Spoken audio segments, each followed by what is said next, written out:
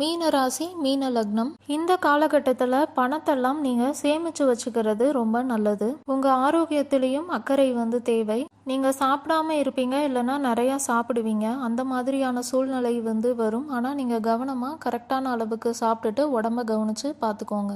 தூங்குற விஷயத்தில் கவனமாக இருங்க. நீங்கள் தூங்காமல் இருப்பீங்க, இல்லைனா அதிகமாக தூங்குறதுக்கான வாய்ப்பும் இருக்குது. அதையும் நீங்கள் கரெக்டான அளவில் மெயின்டைன் பண்ணிக்கோங்க. வேலை செய்கிற இடத்துல உங்களுக்கு மன அழுத்தம் அதிகமாகவே இருக்கும். நீங்கள் மாணவர்களாக இருக்கீங்க அப்படின்னா தனிமைப்படுத்தப்பட்ட மாதிரி உணருவீங்க.